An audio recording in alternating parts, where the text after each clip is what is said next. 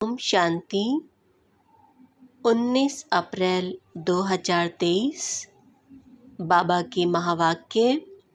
मीठे बच्चे, अब स्वीट होम चलना है, इसलिए पुरानी दुनिया के कर्मों की लेन देन का हिसाब किताब चुकतो करो। योग बल से विकर्माजीत बनो। प्रश्न है, तुम बच्चे लाइट हाउस बनकर बाप से योग क्यों लगाते हो? उत्तर, क्योंकि तुम्हें सबको इस नर्क रूपी खारी चैनल से पार ले जाना है। तुम मुक्तिधाम और जीवन मुक्तिधाम में जाने के लिए योग में बैठ हर एक को सर्च लाइट देते हो। तुम रूहानी पंडे भी हो। तुम्हें सबको स्वीट होम का रास्ता बताना है। सबको ज्ञान और योग के पंख देने हैं। गीत बजा है, प्रीतम आन मिलो। ओम शांति। बच्चों को समझाया गया है, जब रात अंधेरी हो जाती है तब ही प्रीतमाओं का प्रीतम आते हैं, अर्थात सजनियों के साजन आते हैं। सजनी क्यों कहा जाता है? क्योंकि आत्मा जब शरीर के साथ है तो सजनी है। सजनियां अपने अशरीरी साजन को याद करती हैं। बाप कहते हैं, बच्चे तुम जानते हो परम पिता परमात्मा परम धाम से आकर इस शरीर में प्रवेश कर पढ़ाते हैं, गुह्य बातें सुनाते हैं।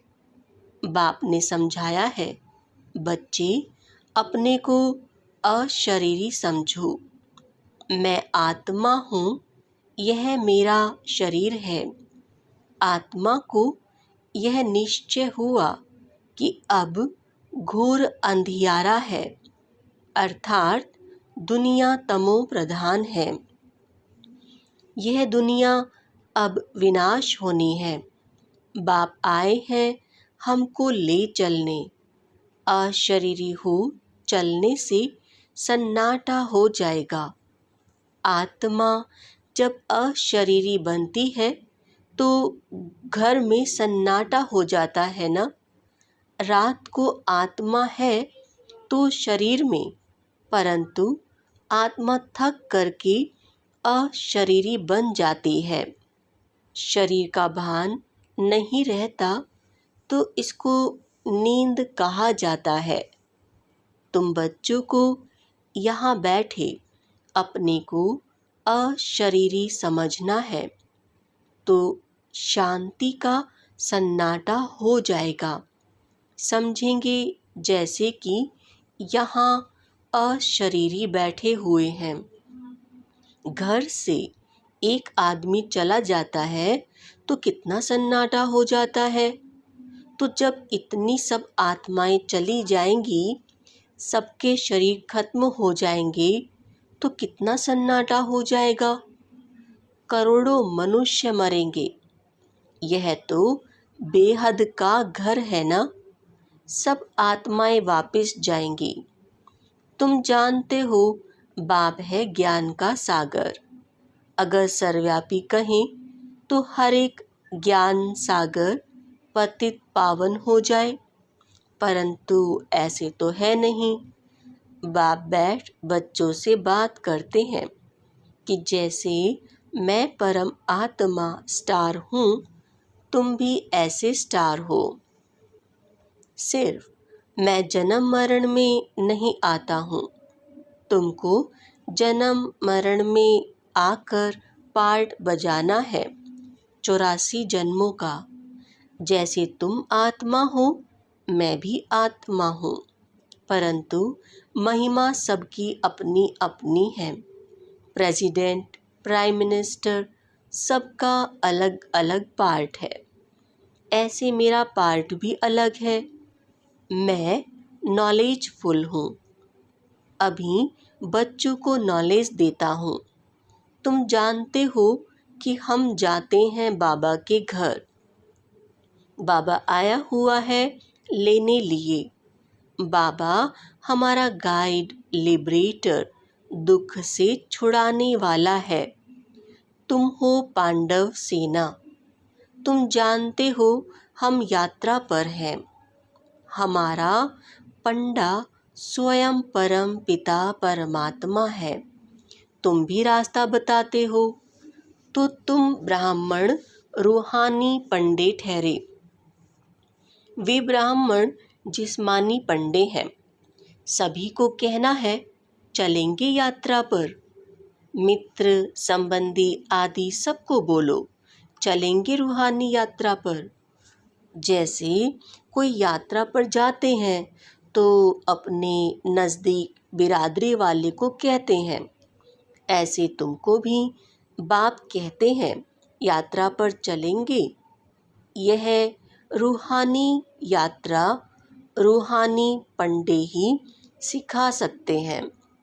स्वीट होम का रास्ता वही जानते हैं। जिस्मानी पंडा रूहानी बन सकता, लेकिन रूहानी पंडा फिर जिस्मानी पंडा बन ना सके। बाप थोड़े ही तुमको कहेंगे कि जिस्मानी यात्रा पर जाओ। पंडे तब बन सकेंगे जब देख कर आए हो। ऐसा तो कोई है नहीं जो स्वीट होम देख कर आया हो और वहाँ ले जाए। स्वीट होम को वह जानते ही नहीं। आत्मा के पंख टूटे हुए हैं। जब तक बाप ना आए तब तक पंख मिल ना सके। मल्लम पट्टी कोई कर ना सके। योग से ही पंख मिलेंगे। भागना सबको है। कोई योग बल से विकर्माजीत बनते हैं, कोई फिर सजाएं खाकर हिसाब किताब चुकतू करते हैं। दुख का सारा हिसाब किताब चुकतू होता है। यह सब ड्रामा में नोंद है। अपने विकर्मों का साक्षात्कार गर्भ में होता है। फिर सजाएं भोग बाहर निकलते हैं। अभी तो बेशुमार मनुष्य मरते हैं। सबको अपना हिसाब किताब चुकतू करना है। पुरानी दुनिया के कर्मों की लेन देन का हिसाब किताब खलास कर अभी तुम नई दुनिया के लिए हिसाब किताब जमा करते हो। बाप कहते हैं तुम याद में रहो तो विकर्म विनाश होंगे। फिर स्वदर्शन चक्र फिराने से तुम्हारी बहुत मिल्कियत जमा होगी। योग से हेल्थ, ज्ञान से वेल्थ मिलती है। जितना बाप को याद करेंगे उतना निरोगी काया मिलेगी। दुनिया इन बातों को नहीं जानती। वह तो विष्णु को स्वदर्शन चक्रधारी समझते हैं। शंख, चक्र, गदा, पद्म आदि उनको देते हैं। अब उनको शंख थोड़े ही बजाना है।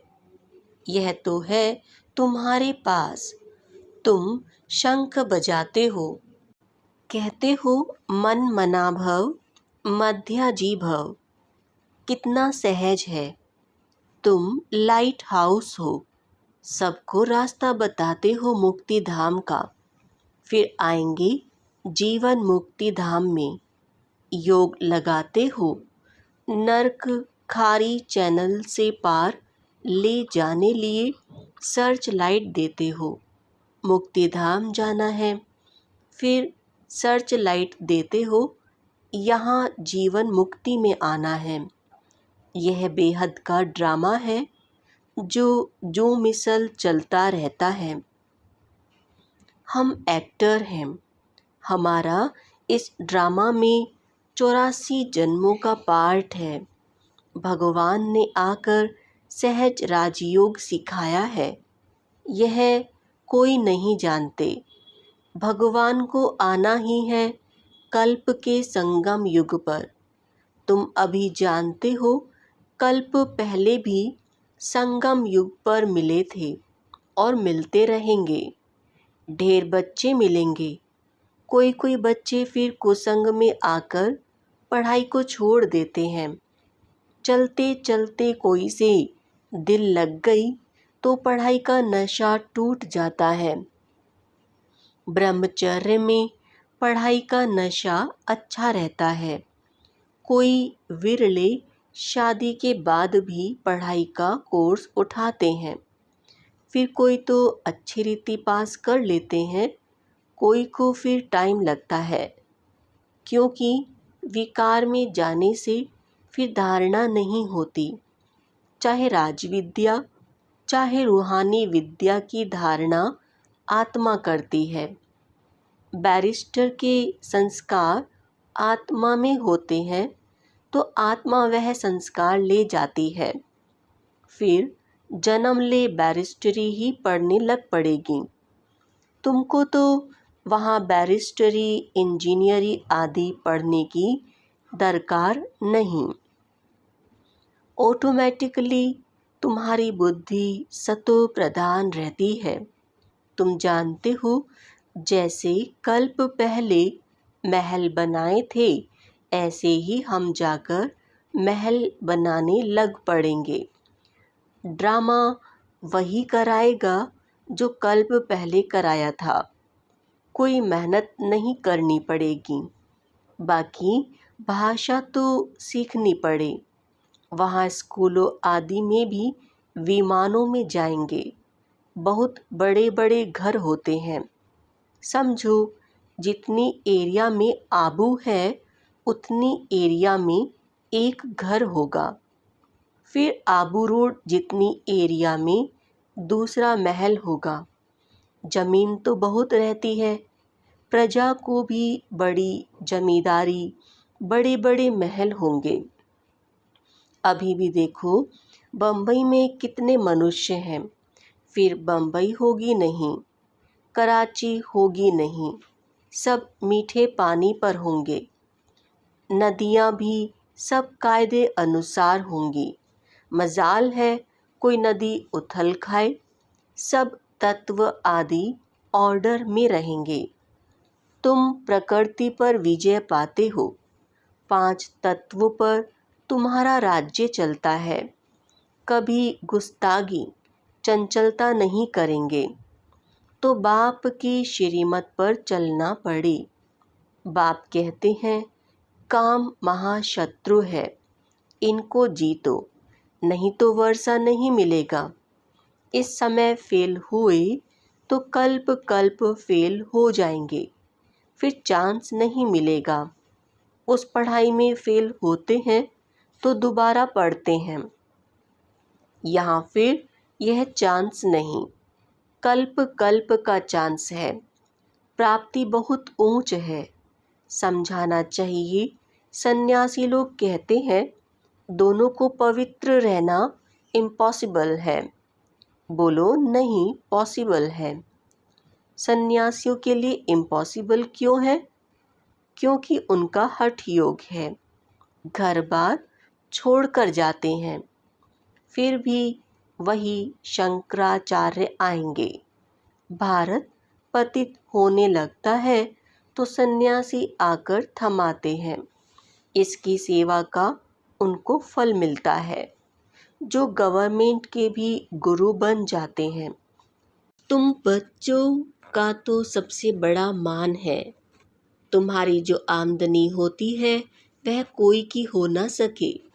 जो गरीब हैं, 1 पैसा देते हैं, उन्हें भी महल मिल जाते हैं। प्रत्यक्ष फल का साक्षात्कार दिव्य दृष्टि से होता है। दिव्य दृष्टि दाता आकर तुमको पढ़ाते हैं। नहीं तो एम ऑब्जेक्ट का मालूम कैसे पड़े? इसलिए माताओं को साक्षात्कार कराता हूँ। मीरा ने कितनी तपस्या की, परंतु वह कोई वैकुंठ की मालिक बन ना सके। बाप कहते हैं, साक्षात्कार मैं कराता हूँ।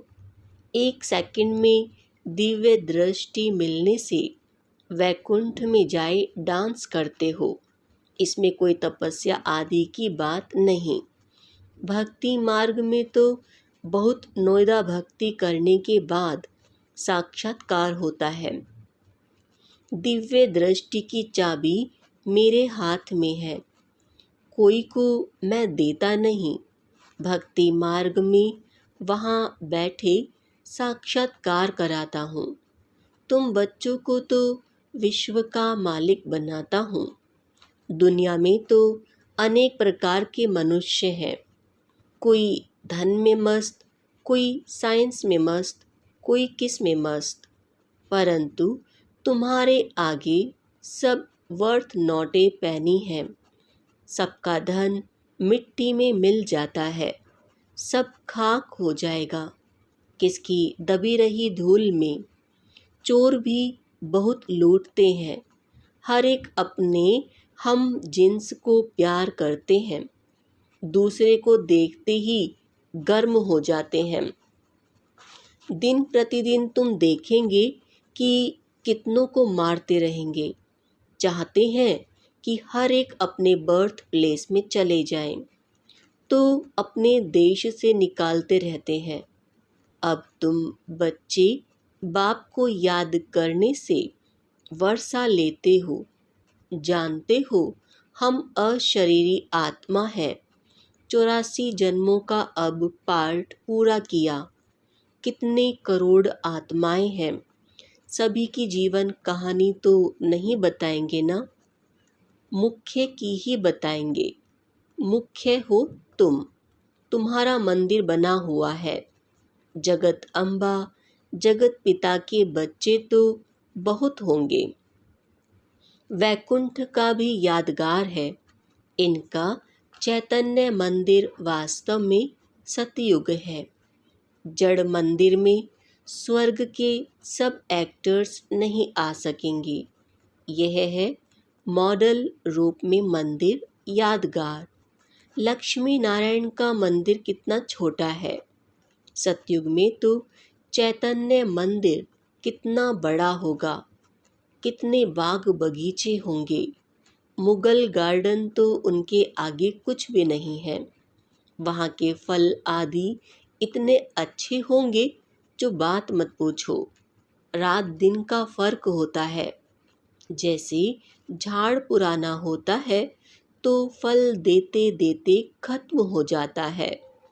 कहा जाता है अब झाड़ सड़ गया है। यहाँ की हर चीज़ खत्म होनी है। वहाँ के आम बड़े बड़े फर्स्ट क्लास होंगे। हम अब राजधानी स्थापन करते हैं श्रीमत पर, तो श्रीमत पर चलना पड़े ना, पवित्र भी बनना पड़े। मुश्किल तो कोई बात नहीं है। एक जन्म पवित्र रहने से 21 जन्म स्वर्ग की राजाई करेंगे। फिर भी ऐसा कौन होगा जो पवित्र नहीं बनेगा, श्रीमत पर नहीं चलेगा।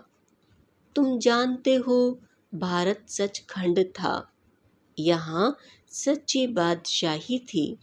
अभी यह है झूठ खंड। हर बात में झूठ बोलते रहते हैं। कह देते हैं फलाना ज्योति ज्योत समाया अथवा निर्वाण धाम गया। अब तुम जानते हो निर्वाण धाम तो रहने का स्थान है। तुम हर एक बात यथार्थ बताते हो। बाप को ट्रुथ कहते हैं। वह सचखंड स्थापन करते हैं। भक्त जन्म बाई जन्म भगवान को याद करते हैं, परंतु उनको भगवान का पता नहीं है। वह प्रीतम अब तुम बच्चों को राज्य भाग्य देकर खुद छिप जाते हैं। तब कहते हैं तुम्हारी गत मत तुम ही जानो, तो जरूर कोई भी नहीं जानते हैं। हे प्रभु, तुम्हारी गत मत तुम ही जानो और ना जाने कोई। श्रीमत से क्या होगा? गति सदगति, वह तुम ही जानो। अब तुम बच्चों को बाप श्रीमत देते हैं, अपने को आत्मा समझ मुझे याद करो। टीचर यह प्रतिज्ञा कराएंगे क्या? मैं तुमको बैरिस्टरी की गद्दी पर बिठाऊंगा। वह तो खुद पढ़कर बैरिस्टरी की गद्दी पर बैठेंगे। बाप भी कहते हैं जितना याद करेंगे तो योग से सब पापों से मुक्त होंगे। याद करने से तुम्हारी आत्मा जैसे मेरे पास आ रही है। अपने पास चार्ट रखना है। कोई का चार्ट आधे घंटे का होगा, कोई का 1.25 घंटे का होगा, कोई का तो 5 मिनट भी नहीं, कोई का तो बहुत अच्छा चार्ट है। यह भी तुमको साक्षात्कार होगा। स्कूल में टीचर अथवा स्टूडेंट खुद भी समझते हैं कितने नंबर में आएंगे। यहाँ तो नंबरवार बिठा नहीं सकते, फंक हो जाएंगे। इसलिए अभी माला नहीं बन सकती। माया अच्छे अच्छे को भी नीचे ऊपर कर देती है। श्रीमत पर नहीं चलेंगे तो माया घूंसा मार देगी। इसमें है मेहनत। हम अब जाते हैं परम धाम। 84 जन्म पूरे हुए, बाबा आए हैं लेने लिए। तो बाप को याद करना है, औरों को भी मंत्र देना है। मंत्र कोई जपना नहीं है। गुरु लोग तो किस्म किस्म के मंत्र देते हैं। बाप कहते हैं प्रीतम को याद करो। प्रीतम आया है प्रीतमाओं के पास। सारी दुनिया की आत्माएं प्रीतमाएं हैं जो उनको याद करती हैं। अच्छा, मीठे मीठे सिकिला दे बच्चों प्रति माता पिता बाप दादा का याद प्यार और गुड मॉर्निंग। रूहानी बाप की रूहानी बच्चों को नमस्ते। हम रूहानी बच्चों की रूहानी बाप को नमस्ते। धारणा के लिए मुख्य सार। पहला पॉइंट, कुसंग में आकर कभी भी पढ़ाई नहीं छोड़नी है। किसी भी देहधारी से दिल नहीं लगानी है। दूसरा पॉइंट, पापों से मुक्त होने की विधि याद है, इसलिए याद का चार्ट जरूर रखना है। याद में रहने की अपने आप से प्रतिज्ञा करनी है। आज का वरदान है, मेरे को तेरे में परिवर्तन कर सदा हल्का रहने वाले डबल लाइट फरिश्ता भव। चलते फिरते सदा यही स्मृति में रहे कि हम हैं ही फरिश्ते। फरिश्तों का स्वरूप क्या, बोल क्या, कर्म क्या, वह सदा स्मृति में रहे। क्योंकि जब बाप के बन गए, सब कुछ मेरा सो तेरा कर दिया, तो हल्के फरिश्ते बन गए। इस लक्ष्य को सदा संपन्न करने के लिए एक ही शब्द याद रहे, सब बाप का है, मेरा कुछ नहीं। जहाँ मेरा आए वहाँ तेरा कह दो, फिर कोई बोझ फील नहीं होगा। सदा उड़ती कला में उड़ते रहेंगे। स्लोगन है, बाप के ऊपर बलिहार जाने का हार पहन लो तो माया से हार नहीं होगी। ओम शांति।